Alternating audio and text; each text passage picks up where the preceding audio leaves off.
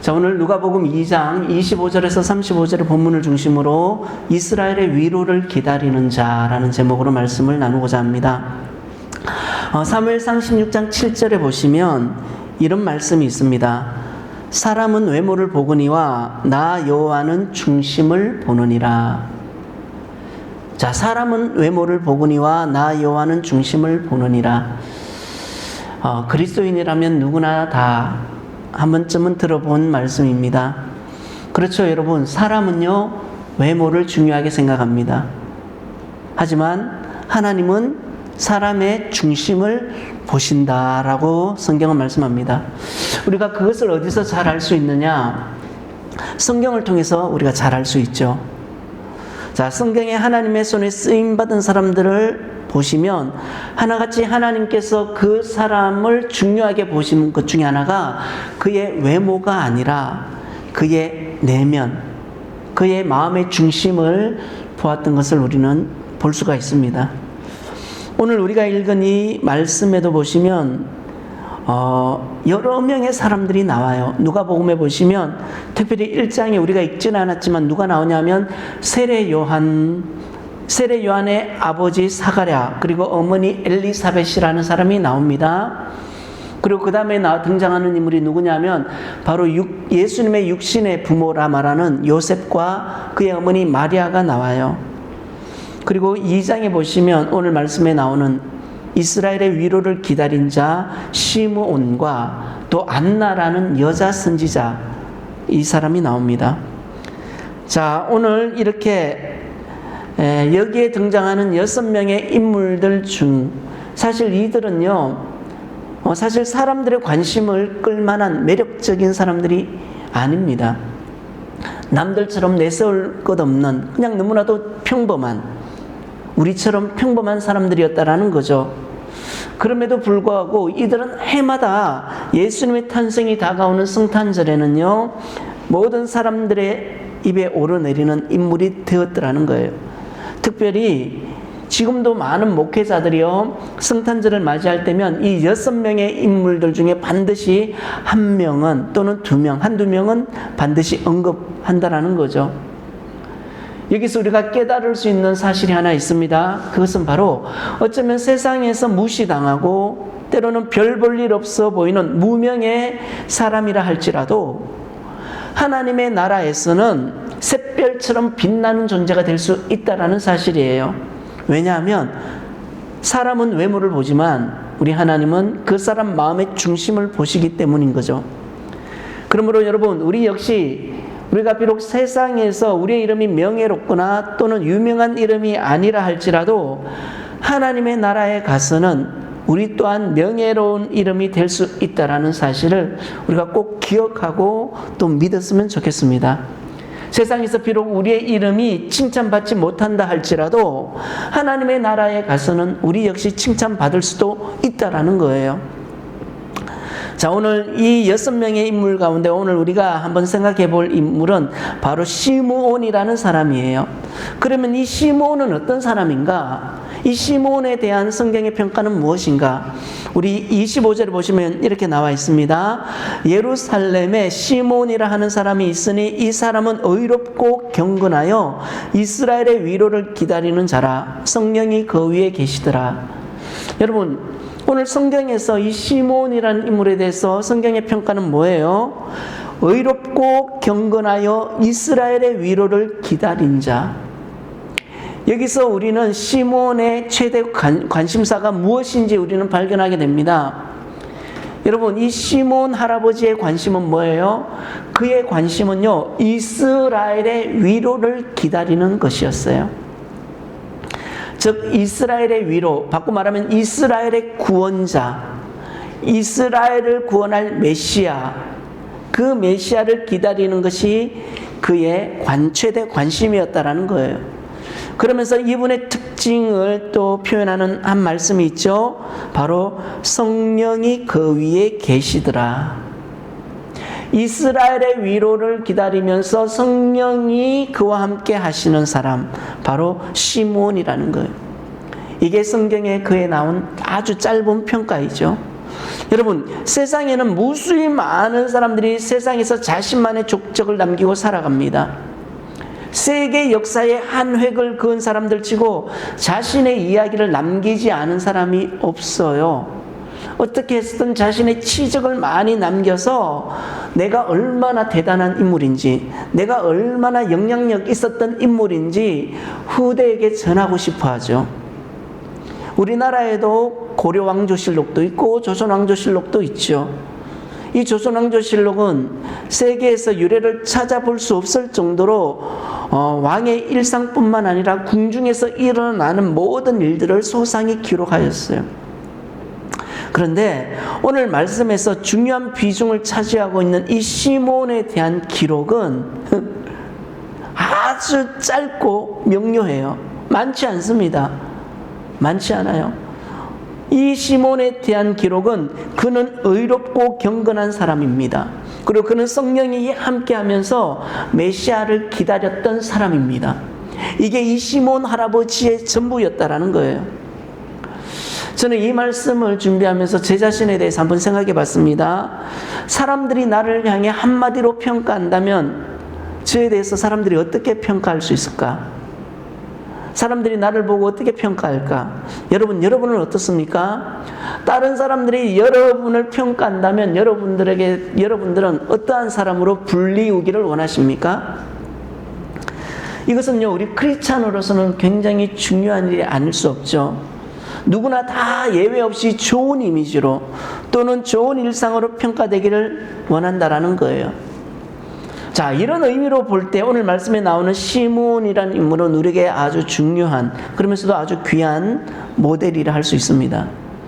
여러분, 이 시몬 할아버지의 최대 관심사는 뭐라고 했어요? 예수님을 기다리는 거였어요. 메시아. 우리 역시 마찬가지죠. 저와 여러분, 우리 성도들에게 있어 최대의 관심사는 뭘까요? 역시 예수님을 기다리는 것이죠. 이것이 저와 여러분의 간절한 바람이자 소원이 되기를 소망합니다. 다시 오실 예수 그리스도를 기다리는 것. 어젯밤에 제가 제 아내랑 잠자기 전에 그런 이야기를 했어요. 어제 어떤 목사님의 설교를 잠깐 듣다가 그분이 하신 찬양을 들었어요. 그러면서 진짜 목사님들 정말 찬양 잘한다. 저도 그런 이야기를 했거든요. 진짜 목사님들 찬양 잘하는 분들 너무 많다. 그러면서 그런 이야기를 했어요. 어떤 분의 유명한 가수와 중학생이 같이 부른 노래를 들었는데 역시 이분이 레전드가 될 수밖에 없는, 오랜 세월이 지났고 그분이 부른 곡이 아주 옛날에 벌써 한 30년 전, 훨 전에 이미 나왔던 곡임에도 불구하고 역시 레전드인 그분이 부르니까 다른 거예요. 똑같다는 거예요. 옛날이나 지금이나 그 목소리가 변하지 않은. 그러면서 제가 그런 이야기 했죠. 얼마나 노래에 또는 음악에 이분이 심취했으면. 또 조용필이라는 분도 그렇죠. 그분 가왕이라 부르잖아요. 우리나라 국민도 존경하지만 모든 가수들도 존경하는 가왕. 근데 그분의 특징이 있대요. 그분은 예를 들어 노래 부르러 가면, 우리가 보통 노래방 이런 데 가면 막 여러 노래 부르잖아요. 근데 그분은 자기 노래밖에 안 부른대요. 자기 노래밖에 다른 노래를 불러본 적이 없대요. 지금 연세가 70이 넘으셨죠. 그럼에도 매일 꾸준히 연습을 하고 관리하고. 저래서 저분을 레전드라 부르는구나. 손흥민이라는 선수도 이야기했어요. 젊은 나이지만 그는 이미 우리 한국 축구의 한 획을 그은, 세계가 존경하고 세계가 좋아하는 유명한 스타죠. 이제 30대 초반입니다. 아주 젊어요. 그럼에도 불구하고 많은 분들이 그분을 좋아하고 존경하고 하는 이유는 그분은 역시 축구밖에 모르는 거예요. 축구에 대한 관심사, 음악에 대한 관심사, 그것이 오늘날 그분들을 레전드로 만든 게 아닌가. 그러면서 제 자신을 한번 돌아봤어요. 나의 관심은 무엇이 되어야 되는가? 그러니까 집사람이 말씀이 되어야 되지 않겠냐고. 네, 말씀. 그 이야기를 어젯밤에 나눴어요. 그래서 맞아. 그래서 요즘 뭐 히브리어, 헬라어 공부도 하지만 좀 더 집중해서 많이 배워야 되겠다라는 생각이 들었어요. 오늘 말씀에 이 시몬 할아버지의 최대 관심사는 예수님이었다라는 거예요. 초림 예수님. 근데 우리는 예수님 약속하셨잖아요. 내가 다시 너희에게 오겠다고. 너희가 본 그대로 내가 다시 오겠다라고. 그러면 우리 그리스도인의 관심은 다시 오실 예수님에 대한 관심. 이게 돼야 되지 않나. 자, 오늘 말씀해 보시면 시몬 할아버지가 얼마나 예수님을 간절히 기다렸던지 말씀해 보니까 성령께서 시몬 위에서 그에게 위로의 약속을 주십니다. 자, 어떤 말씀을 주시느냐? 26절. 우리 26절 한번 읽어볼까요? 26절 시작. 그가 주의 그리스도를 보기 전에는 죽지 아니하리라 하는 성령의 지시를 받았더니 그가 주의 그리스도를 보기 전에는 죽지 아니하리라 하는 성령의 지시를 받았대요. 자, 성령께서 그에게 주신 위로가 뭐예요? 이 시몬 할아버지에게 주신 위로가 뭐예요? 너가 눈을 감기 전에 너는 그리스도를 만나게 될 테니 너무 걱정하지 마라. 너는 그리스도를 만나기 전에는 절대 죽지 않게 될 거야. 참으로 놀라운 말씀이죠. 여러분, 구약에 등장하는 아브라함 역시 간절히 예수님을 보기를 원했다는 거 아세요? 성경에 그 말씀이 기록되어져 있어요. 그 말씀을 누가 하셨느냐? 예수님이 하셨어요. 그래서 여기 요한복음 8장 56절에 보시면 예수님께서 말씀합니다.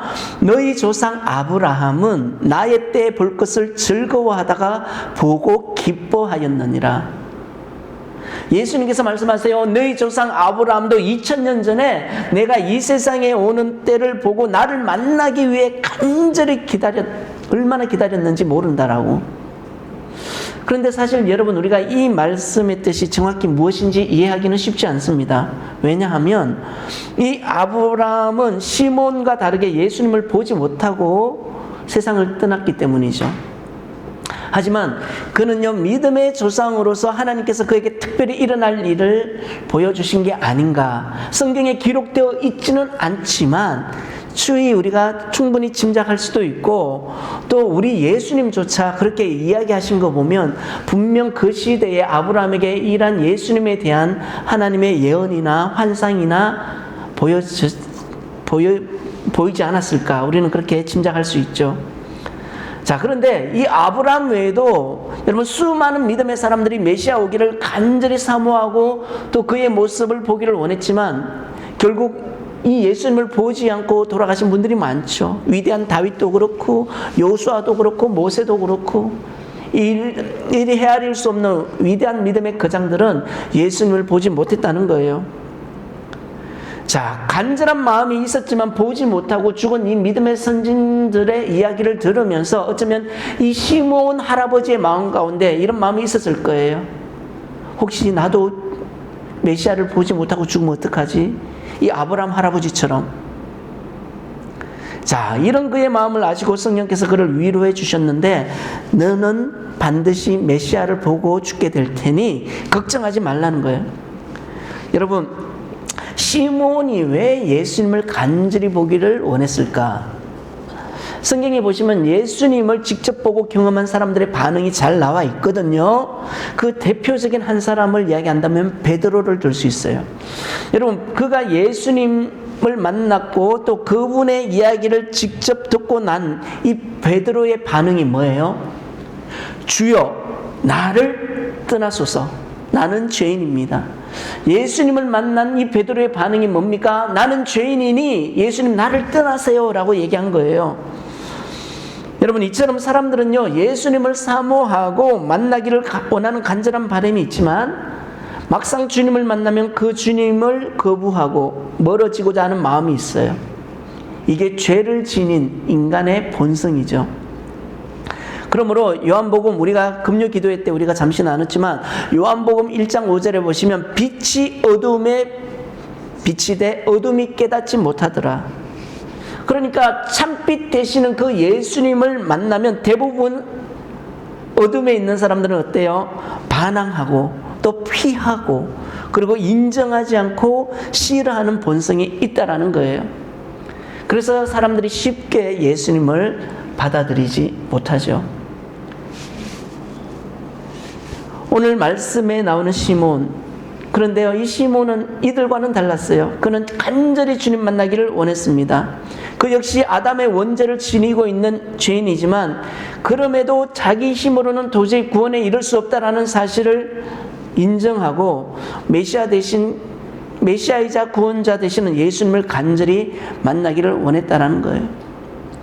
오늘 이 시몬의 모습이 오늘 저와 여러분 우리에게 귀한 도전이 되고 자극이 될 수 있기를 바랍니다. 사실 시몬은요, 우리와는 비교되지 않는 사람이죠. 오늘 성경은 그것을 밝히고 있어요. 그는 하나님 보시기에 경건하고 의롭고 심지어 주의 성령이 그 위에서 머물러 있는 사람이에요. 세상적으로 볼 때 너무나 흠이 없고 완벽한 사람이 아닐 수 없습니다. 그렇기 때문에 어쩌면 여러분, 이런 분이 메시아를 기다린다라는 것은 어쩌면 지나친 욕심으로 비출 수도 있죠. 그럼에도 그는 뭐라고 얘기합니까? 부족하다라고 말합니다. 아직도 그는 목이 마르다라고 이야기합니다. 아무리 내가 의롭고 경건하고 심지어 주의 성령이 내 위에 머물러 있는다 할지라도 내가 구원을 받기 위해서는, 내가 은혜를 받기 위해서는 예수님이 필요하다라는 거예요. 이것이 그의 믿음이자 신앙 고백이라는 사실이죠. 여러분, 시몬처럼 너무나 완벽해 보이는 신앙생활하는 그도 예수님을 만나서 구원 얻기를 간절히 원했다면 이분보다 많이 떨어진 우리는 어때요? 저와 여러분 어떻습니까? 우리 역시 간절히 원해야 하는 거 바로 예수 그리스도가 아닌지 한번 생각해 봅니다. 아니, 예수님이 우리에게 필요하죠. 그래서 사도행전 4장 12절을 보시면 다른 이로서는 구원을 받을 수 없나니 천하 사람 중에 구원을 받을 만한 다른 이름을 우리에게 주신 일이 없음이라 하였더라. 여러분, 하나님의 나라는요, 돈으로도 못 가고 지식으로도 못 가고 외모로도 못 가요. 하나님의 나라는 오직 믿음으로만 가는 나라가 하나님의 나라이죠. 믿음으로 가는 유일한 열쇠, 그 하나님 나라의 문을 열 수 있는 열쇠가 뭐예요? 바로 예수 그리스도라는 겁니다. 세상에서 우리가 아무리 잘 나가고 많은 사람들이 칭찬과 칭송을 받아도, 그래서 그의 이름이 유명해서 책에 기록되어진다 할지라도 예수님이 없으면 모든 것이 금세 허물어지는 모래성과 같다라는 거예요. 예수님이 없으면 아무런 의미가 없는 것이죠. 한 번씩 여러분, 올해 이제 12월이니까 12월 연말쯤 되면 항상 연예계 보면 무슨 대상 많이 하잖아요. 연예인들 나와서 각종 이제 상을 수상하는데, 거기 보면 이제 크리스찬 연예인들이 나와서 상을 받을 때 항상 그들의 고백이 뭐예요?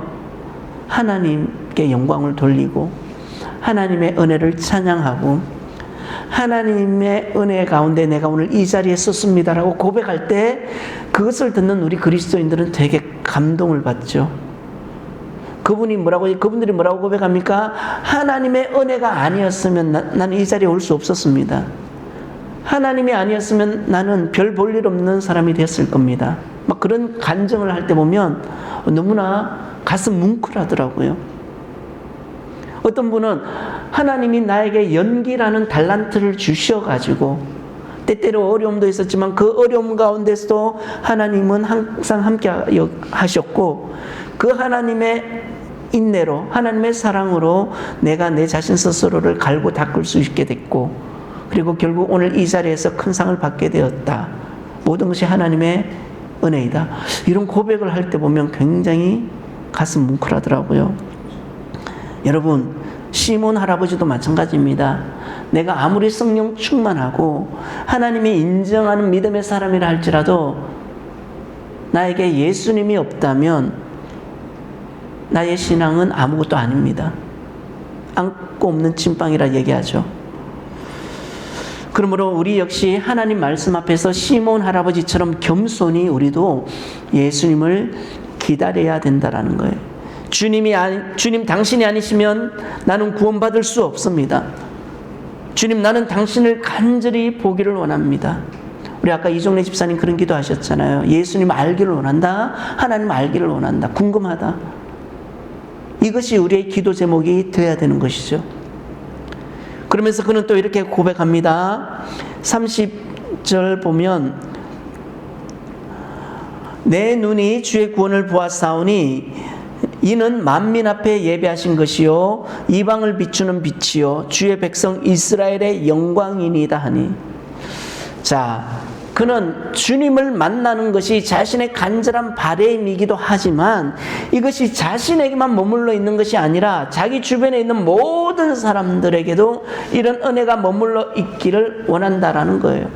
가깝게는 우리 가족으로부터, 멀게는 세계 모든 민족에게 이르기까지. 여러분, 우리 자신이 예수님을 믿어 구원의 길에 들어서는 것도 중요하지만 아직까지 우리 주변에 주님을 모르고 살아가는 분들이 많죠. 우리 가족들 중에도 배우자 또는 우리 자녀들 또는 우리 부모님들 믿지 않는 사람들이 있습니다. 그래서 오늘 우리 기도 역시 이 시몬 할아버지처럼 주님, 저들이 예수님을 만나기 전에는 눈을 감지 않게 해주세요. 내가 저들이 구원받는 것을 보기 전에는 절대로 눈을 감을 수가 없습니다. 이것이 오늘 우리의 간절한 바람이자 기도의 제목이 되어야 된다는 거예요. 오늘날 유대인들의 영향력은 막강하죠. 그런데 우리 주님의 관점에서 그들은 어떻습니까? 너무나 불쌍하기 짝이 없는 사람들이죠. 그들은 자신들만 선택받은 백성이요 우리만 아브라함의 자손이라고 믿고 있습니다. 그런데 예수님은요 만민을 위해 오셨는데 이 유대인들은 그 예수님을 메시아로 인정하지 않죠. 지금도 그들은 메시아를 기다리고 있어요. 하나님은 자신들만 선택하셨고 자신들만 하나님의 백성이라 생각하고 메시아를 핍박하고 지금도 예수님으로부터 구원을 어리석다라고 말하는 그들이 우리 예수님이 보시기에 얼마나 불쌍할까요? 그러므로 우리 또한요 그 유대인들이 예수님을 만날 수 있도록, 그래도 그나마 감사한 것은 지금도 그 이스라엘에는 메시아닉 주라고 해서 유대인이지만, 정통 유대인이지만 예수 그리스도를 구세주로 영접하는 메시아닉 주라는 사람들이 많이 생겨난다라는 거죠. 그거 보면 또 이스라엘도 가능성이 있는 거죠. 여러분, 우리 예수님은 가까이는 믿지 않는 우리 가족에게서 멀리는 이스라엘 유대인에게 이르기까지 주님은 모든 사람들을 위해 오셨다라는 거예요. 그것을 우리가 꼭 기억할 수 있기를 바라고, 또 마지막으로 또 하나 우리가 시몬을 통해서 깨닫는 은혜가 있습니다. 28절에서 30절에 보시면 시몬이 아기를 안고 하나님을 찬송하여 이르되 주제여 이제는 말씀하신 대로 종을 평안히 놓아주시는도다. 내 눈이 주의 구원을 보았사오니. 자, 시몬이 아기 예수님을 안고 하나님 앞에 고백합니다. 내가 주의 구원을 보았습니다.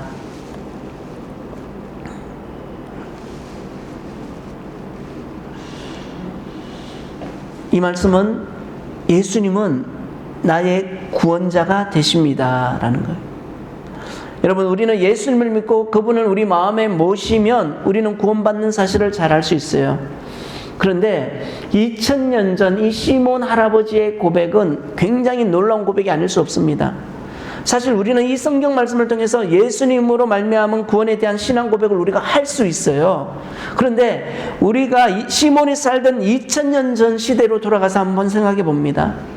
오랫동안 인생을 살았던 사람이, 그것도 이제 하나님 나라에 들어갈 날이 얼마 남지 않은 할아버지가 부모님 품에 안겨있는 어린 아기를 보고 이분이 사람의 몸을 입고 오신 하나님의 아들 메시아입니다. 내가 이분을 통해서 구원을 받았습니다. 이런 고백할 수 있을까요?